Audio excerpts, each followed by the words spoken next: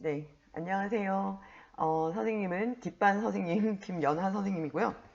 계속 목소리로나 이렇게 인사를 드렸었는데 일부 학생들의 요청이 있었어요. 선생님 얼굴을 비춰주는 게 더 수업에 집중이 될 것 같다라고 했는데 실제로 그런지 아닌지는 오늘 뭐 이번 주 거 몇 개 찍어보고 다음에 학교에 오면은 평가를 듣도록 하겠습니다. 그러고 난 다음에는 또 여러 가지 수업 방안을 고민을 해보고 어떤 것이 우리한테 적합할지 생각을 해볼게요. 자, 일단 화학 반응의 규칙이 나와 있는데요. 화학 반응의 규칙으로 우리 지난 시간에 배웠던 거는 이제 2시간 동안 네, 질량 보존의 법칙을 배웠죠. 질량이 돼 버렸네. 질량 보존의 법칙을 배웠는데 질량 보존 법칙. 선생님 어렸을 땐 질량 보존의 법칙 이렇게 배웠거든요. 질량 보존 법칙을 배웠는데 질량 보존 법칙은 사실은 이런 거예요. 그 반응물이 A 플러스 B가 있고 얘가 생성물 뭐 C가 됐든 C 플러스 D가 됐든 이렇게 됐다 그러면 우리가 앞서 배웠던 화학반응식에서는 여기 있던 원자의 개수와 종류, 원자의 개수와 종류가 완전히 똑같다 그랬죠. 이 반응물이나 생성물에서. 그죠? 반응물과 생성물에서는 원자의 개수와 종류는 같고 배열만 달라진다 그랬잖아요. 그러니까 배열만 달라진다고 했으니까 반응물과 생성물에서 원자의 개수와 종류가 같다면 당연히 여기 전체의 무게나 여기의 무게나 변할 리가 없겠죠. 그게 질량보존 법칙이잖아요. 만약 변했다면 우리가 그 변화하는 과정에서 인간의 눈에 보이지 않는 기체 같은 것들이 날아가 버렸거나 아니면 다시 와서 붙었거나 이래서 우리가 못 알아본 것 뿐이지 사실 질량보존 법칙은 모든 화학 반응식에서 언제나 성립한다라는 것을 배웠을 겁니다. 그리고 퀴즈 시험 봤을 때 많은 학생들이 이제 뭐 틀렸던 것 중에 뭐 원자가 쪼개진다 뭐 어쩐다 이런 거 가지고 틀리시던데 그럼 돼요 안 돼요? 원자가 변하거나 원자가 쪼개지는 경우는 없습니다. 그래서 그런 것만 안 헷갈리셔도 훨씬 수월하게 공부하실 수 있을 것 같아요. 이제 막 개념을 알아가는 중이니까 너무 뭐 의기소침해지실 필요는 없고요. 대신에 선생님들한테 많이 물어보셔야 돼요. 아시겠죠? 자, 일정성분비 법칙은 이제 두 번째로 나오는 건데 이것도 이제 약간 저는 교과서나 이런 게 좀 마음에 안 드는 게 이전까지 아주 오랜 기간 동안에 과학자들이 만들어 온 그 법칙을 너무 정리정돈해가지고 여러분들한테 이게 옳아라고 해가지고 갖다 주는 거잖아. 이거 법칙이야. 이거 다 맞는 거야 라고 했을 때 그 많은 양을 받아들이는 것이 재미도 없거니와 그냥 외워야 되는 거가 돼버리는 경우가 너무 많은 거죠. 그래서 좀 안타깝게 생각합니다. 일정성분비 법칙은 뭐 이름은 거대해 보이지만 별거 없고요. 질량보존 법칙도 별거 없었잖아요. 앞에 거랑 뒤에 거랑 똑같다고요. 그게 실험적으로 증명됐다는 얘기고요. 일정성분비 법칙도 마찬가지예요.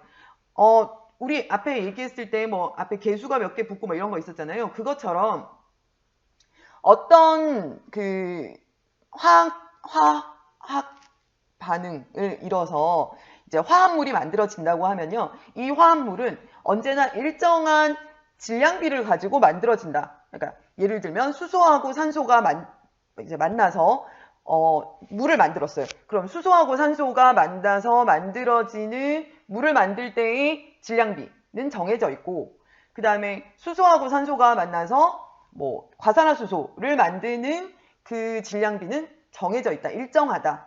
라는 게 일정성분비 법칙이에요. 그냥 끝이에요, 이게. 그런데 막 너무 어렵게 생각은 안 하셨으면 좋겠어요. 자, 일단 개념 잡고 가봅시다.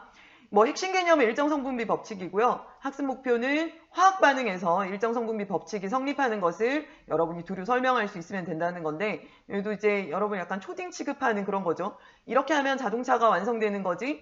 나도 형과 똑같은 자동차를 만들어 봐야지. 나 형 바퀴가 없네. 자, 이렇게 되면 되게 많은 블럭이 남아있지만 이 바퀴가 지금 하나, 둘, 셋, 넷, 다섯, 6개밖에 없었나 봐요. 그죠? 그러니까 6개나 아니면은 뭐, 네, 5개. 그러니까 얘가 앞에 2개는 일단 못 붙였죠.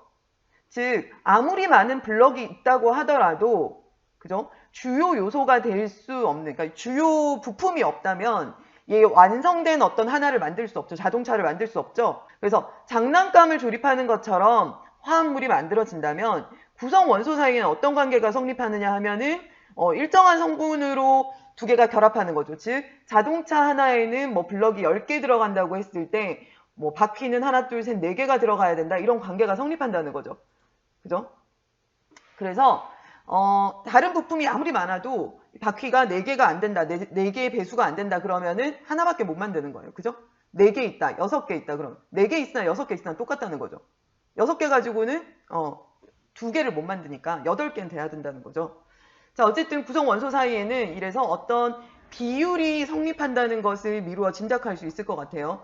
그래서 화합물을 구성하는 원소들의 질량 사이에 어떤 관계가 성립하는지 보도록 할게요. 화합물을 구성하는 원소들의 질량비를 어떻게 유추해 보는 건데요. 자, 이거 뭐 흰색 스타이로폼, 아니 아직도 스티로폼이라고 하는데 스타이로폼 공 작은 건 10개랑 빨간색 스타이로폼 공 큰 건 10개랑 뭐 이쑤시개랑 사인펜 이런 거를 준비하시래요. 그러고 난 다음에 흰색 공 10개에는 각각 숫자 1을 쓰시고요. 빨간색 공 10개는 각각 숫자 16을 쓰는 거. 이거 교과서 지금 30쪽 하고 있는 거예요. 자, 이렇게 하면은 자, 흰색 공은 수소라고 치고 수소 원자, 빨간색 공은 산소 원자라고 치면 1과 16은 그 각각 수소 원자와 산소 원자의 상대적인 질량인데 그게 무슨 말이냐면 탄소 원자의 질량을 기준으로 잡거든요. 12라고 치고요. 탄소 원자가 12일 때 수소 원자의 상대적인 질량은 1, 그 다음에 탄소 원자의 상대적인 질량은 16 이렇게 정해져 있습니다. 그래서 어쨌든 1, 16이 정해져 있으니까 정해져 있는 값을 알려준 거예요. 상대적 질량을. 자, 아래 그림과 같은 흰색 공 2개와 빨간색 공 1개를 이쑤시개로 연결하여 물 분자 모형을 만들었대요. 그러면 자, 얘는 O, 그 다음에 얘는 H, 얘는 H죠. 그렇게 해가지고 물 분자는 H2O가 되는 거예요. 그죠? 이렇게 만들었는데 자, 이걸 만들었는데 사실 요 안을 들여다봤더니 H2는 질량이 1, 그 다음에 얘는 16이죠. 그러면 1 곱하기 2가 있고 자, 이게 수소, 그 다음에 산소는 1 곱하기 16 곱하기 1이 있는 거죠. 사실 한 개밖에 없으니까 16. 이러면 2대 16만큼 있는 게 되는 거죠. 그죠? 무슨 얘기하고 싶은지 아시겠어요? 빨리 넘어가 볼게요. 자, 주어진 스타이로폼 공을 사용하여 만들 수 있는 물 분자 모형은 최대 몇 개인가? 자, 주어진 일단 지금 10개 있잖아요. 10개. 수소 10개, 그 다음에 산소 10개가 있는데 그 물 분자 하나를 만들 때마다 H2는 2개 써야 되죠. H는. 그러면 O는 한 개씩밖에 안 쓰이잖아요. 그러니까 H2에 맞춰야겠죠. 2로 나눠야 되니까 얘는 물 분자 5개 만들고 나면 수소가 떨어져 버려요. 그러면 산소가 5개 남고, 그죠? 산소 5개랑 그 다음에 다 만들어진다면 물 분자 5개가 만들어지고 그 다음에 수소 원자는 0개가 남게 되겠죠? 이런 상태로 반응이 끝난다는 거예요. 자, 근데 이때 이제 물 분자 모형을 만들려고 했다면은 그러니까 작은 놈한테 맞춰가지고 두 개가 똑같이 있지 않다면 그러니까 수가 적은 애, 많이 필요한데 수가 적은 애 있죠. 거기에 맞춰서 분자가 만들어진다라는 것을 여러분이 아실 수 있을 것 같습니다. 자, 스타이로폼 공이 남아있는데도, 즉 빨간색 공이 5개 남는데도 물 분자 모형을 더 이상 만들 수 없는 까닭은 필요한 수소 원자가 없기 때문이죠. 그래서 남아있어도 물 분자 모형을 더 이상 만들 수는 없어요. 그래서 무조건 아무거나 집어넣어가지고 물 분자를 만들 수 있는 게 아니라 물 분자 한 개를 구성하는 수소 대 산소의 질량비가 일정하기 때문에 수소가 더 이상 없다면 산소가 있어도 못 만든다는 거예요. 근데 지금 아까 이제 요거는 써보자고 했으니까 해볼까요? 수소의 상대적인 질량은 1, 산소의 상대적인 질량은 16인데 물 분자는 H2O라고 했잖아요. 그러면은 아까 썼었죠? 1 곱하기 2만큼이 물 분자 안에 들어있는 수소의 질량이에요. 그 다음에 물 분자 안에 들어있는 산소의 질량은 이렇게 되는 거죠. 수소 대 산소. 물론 이거는 물 분자의 경우를 이야기합니다. 자, 그러면 2대 16은 네, 1, 8. 그래서 1대 8이죠. 자, 물 분자를 만드는 수소 대 산소의 질량비는 1대 8인데 이렇게 어떤 화합물을 구성하는 물이라는 화합물을 구성하는 원소인 수소와 산소의 상대적인 질량이 1대 8이라는 비율로 정해져 있는 것이 일정 성분비 법칙입니다. 자, 일정 성분비 법칙이란 두 종류 이소형의 원소가 결합해서 새로운 화합물이 생성될 때 반응하는 물질 사이에 일정한 질량비가 성립함을 이야기합니다. 자, 반응하는 물질이 일정한 비율로 결합하기 때문에 반응물 중 양이 적은 것에 의해서 생성물의 양이 제한될 수밖에 없다. 아까 산소가 5개 남아 있어도 수소가 더 이상 없기 때문에 더 이상의 물 분자를 만들지 못했던 것을 이야기하는 겁니다. 여기서는. 자, 물음. 빈칸에 알맞은 숫자를 써보자. 자, 물 분자는 16에 1, 1 이렇게 되는데요. 물을 구성하는 수소 원자의 개수는 몇 개입니까? 2개. 산소 원자의 개수는 1개이므로 수소와 산소의 질량비는 1 곱하기 2 대 16 곱하기 1은 1대 8이다. 이렇게 되는 겁니다. 아시겠죠? 책에다가 이거는 책에 필기하세요. 하시고요. 나 정확한 자리다 썼네. 자, 이걸 선생님이 지금 갑자기 왜 꺼냈냐 하면은 이걸 얘기를 해야 되나 말아야 되나. 그러니까 이게 원소 주기율표라는 건데 여러분이 화학을 배우게 되면 원소 주기율표를 빼고 이야기를 할 수가 없거든요. 그런데 이 원소 주기율표에 선생님이 이제 여러분 이걸 궁금해할 것 같은 거예요. 수소는 왜 1로 정해져 있고 네, 산소는 왜 뭐 16으로 정해져 있냐라고 하면은 이 지구상에 존재하고 있는 118개인가 하는 이 원소들은요. 118개 맞나? 네. 그 원소들은 다 자기만의 고유의 어떤 성질들을 가지고 있거든요. 그래서 이게 어떤 주기를 가지고 있다고 해서 원소 주기율표를 만들었어요. 멘델레예프가.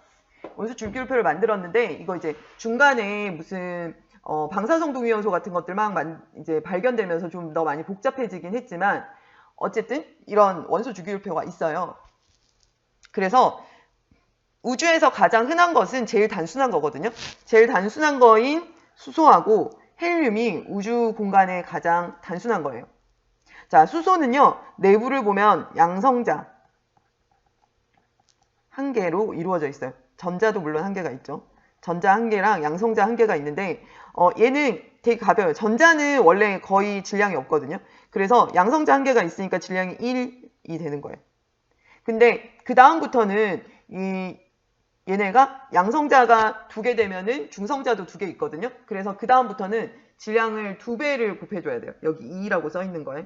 헬륨은 4, 그 다음에 리튬은 3이니까 6, 베릴륨은 8, 붕소는 10, 탄소는 12, 질소는 14, 산소는 16 이렇게 가요.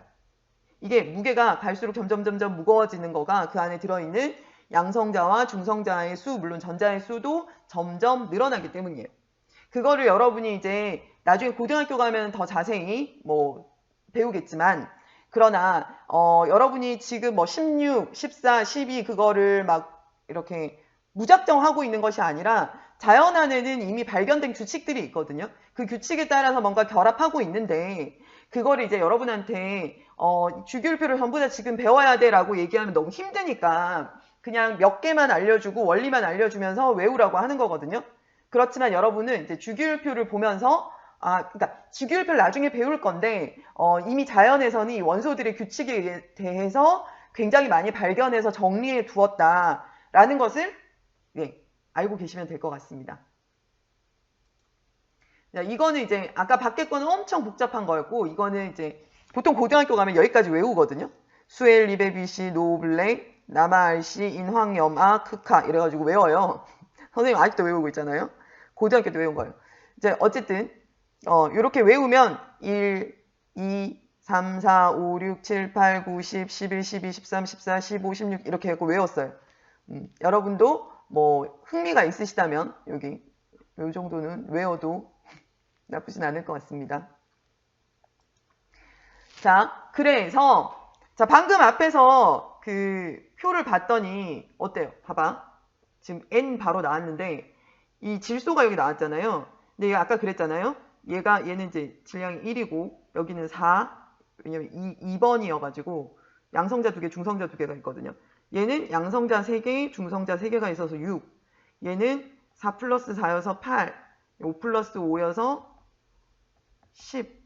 이게 탄소가 원래 그리고 기준이라고 그랬죠. 얘가 12. 산소가 가운데 있는 질소는 얼마? 14. 하나, 둘, 셋, 넷, 다섯, 여섯, 일곱. 일곱 번째니 곱하기 2 해가지고 14. 일곱 번째라는 건 양성자 수로 나타내는 거거든요. 뭐 어쨌건 이해 못하셨어도 크게 관계는 없지만 어쨌든 규칙에 의해서 자, 여기에 밑도 끝도 없이 14가 나온 게 아니고 이건 실제 수라는 거예요. 뭐 이거 문제 내는 사람이 자, 지금부터 나는 질소는 14라고 할 거야. 이렇게 낸 거 아니라고요. 아시겠죠? 자, 그래서 얘는 n. 자, 자연에 정해져 있는 숫자입니다. 그 다음에 1인 거 보니까 얘는 다 수소겠죠. 그죠? 그래서 NH3 해서 암모니아 분자가 된 거죠. 자, 암모니아를 구성하는 질소와 수소의 질량비는 14짜리가 하나, 그 다음에 1짜리가 3개, 그래서 14대 3이다. 이렇게 정리될 수 있다는 겁니다. 자, 이해되시죠? 이게 일정 성분비 법칙입니다. 오, 정확한 자리에 썼군요. 자, 사고력 키우기. 자, 사고력 키우기는 이제 질산납 수용액과 반응하는 아이오디나 칼륨 수용액의 양을 증가시킬 때 생성된 아이오디나 납 앙금의 높이를 나타낸 것이다. 근데 나 진짜 이게 되게 의미 없게 느껴지는 게 여러분은 지금 납 정도는 들어봤죠. 근데 질산 이런 거 잘 모르겠고 아이오디나는 더 모르겠고 아이오딘은 요오드 말하는 건데요. 그 미역에 많이 들어있다고 하는 그 요오드 뭐니 여기 갑상선하고 관련된 그 질환에 좋다는 요오드. 그다음에 칼륨도 잘 모르셔. 우리한테 필요한 무기질이긴 하지만 이 근데 막 얘네들이 결합한 두 가지 수용액을 막 만든대. 밑도 끝도 없이 얘네 둘을 막 한대. 그래가지고 앙금의 높이가 계속 변한대요. 그게 뭐냐? 이거를 사고력을 막 키우래. 이 소재 자체가 별로 재미가 없죠. 근데 이걸 갖다 놓은 이유는 되게 드라마틱하게 눈에 띄는 그러니까 덩어리를 만드는 앙금을 만드는 앙금 뭔지 알죠, 여러분? 건더기가 돼갖고 밑으로 가라앉는 거 있죠. 고체가 돼서 가라앉는 거. 고체가 돼서 가라앉는 것을 만드는 그런 반응이 흔치 않기 때문에 이제 질산납과 아이오디나 칼륨 수용액 두 개를 이렇게 반응시키는 거를 자꾸 보여주는 거예요. 옛날 사람들이 이걸 봤으면은 뭐라 그랬을까? 이게 노란색 앙금을 만들거든요. 그래서 마치 황금을 만들어내는 연금술처럼 보였을지도 몰라요. 자, 다시 질산납이랑 그 다음에 이거 다 물에 녹는 건가 봐. 질산납 수용액이라고 했으니까 아이오디나 칼륨 두 개를 반응시키면은 여기 아이오딘화가 떨어져 나오고요. 여기다가 아이오디나 납이 붙나 봐. 아이오디나 납이 붙고 나머지는 질산칼륨이겠죠. 서로 크로스해서 바꿔가는 거예요. 이렇게 바꿔갔을 때 아이오디나 납 요게 가라앉는 애거든요. 앙금을 만드는데 얘가 노란색이에요. 이 노란색 앙금을 만드는데 보아하니 그러니까 질산납 수용액 6ml 있었는데 아이오디나 칼륨 수용액이 6ml를 넣은 것 이상 갔을 때는 더 이상 앙금이 만들어지지 않고 앙금의 높이가 일정해지죠. 즉 더 이상 반응이 안 일어난다는 거죠. 아이오디나 칼륨을 아무리 많이 넣어줘도 질산납 수용액이 원래 여기 비커 말고 시험관 안에 질산납 수용액이 6ml만 들어있었단 말이에요. 근데 이 질산납 수용액 안에 6ml 들어있는 거에 2ml 넣었을 때는 1mm 만들어지고 4mm 넣었을 때는 2mm 만들어지고 6mm 넣었을 때 3mm까지 마침내 만들어졌는데 이제 6대6 됐을 때 6mm 그래서 토탈 12mm가 됐을 때는 3mm만큼의 앙금이 만들어졌으나 뒤에 8mm를 넣든 10mm를 넣든 더 넣어봤자 이제 앙금은 안 만들어진다는 거예요. 왜냐? 왜겠어요? 일정 성분비 법칙 때문에 그런 거죠. 질산납하고 아마도 아이오디나 칼륨은 1대1로 반응하는 것 같아요. 그러니까 6mm 넣었을 때 6mm까지 했을 때가 최대치가 나오고 그 다음부터는 질산납 수용액이 늘지 않잖아요. 원래 들어있던 6mm만 있으니까. 그래서 앙금의 높이가 계속 높아지지 않는다는 거죠. 이거는 일정 성분비의 법칙과 관련이 있다라는 정도로 기억하시면 좋겠습니다. 자, 요거는 필기하시고 싶으신 분은 이거 화면 멈춰놓고 필기하시면 좋을 것 같습니다. 자, 스스로 확인하기. 화합물이 생성될 때 반응하는 물질 사이에는 일정한 그냥 B라고 하시면 안 되고요. 질량 B라고 하셔야 됩니다. 선생님이 아까 괜히 그 주기율표 꺼내가지고 1, 뭐 2, 4 뭐 이런 거 얘기한 거 아니에요. 그죠? 자, 질량을 얘기해야 되기 때문에 질량 B 쓰셔야 되고요. 이산화질소를 구성하는 질소와 산소의 질량 B는 얼마인가? 자, 질소 아까 얘기했지만 14. 그 다음에 산소는 16에 2개 있네요. 자, 그러면 14 대 32. 그러면 7이 14.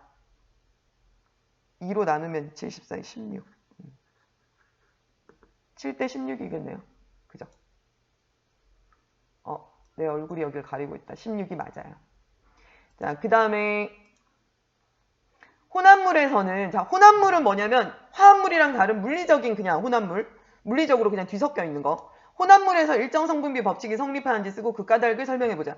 예를 들면 이런 거예요. 여러분이 다방 커피를 탔어요. 커피를 탔는데 거기에서 늘 똑같은 맛을 낼 수 있냐. 그거 혼합물이잖아요. 일정 성분비 법칙은 잘 성립 안 하죠. 그죠?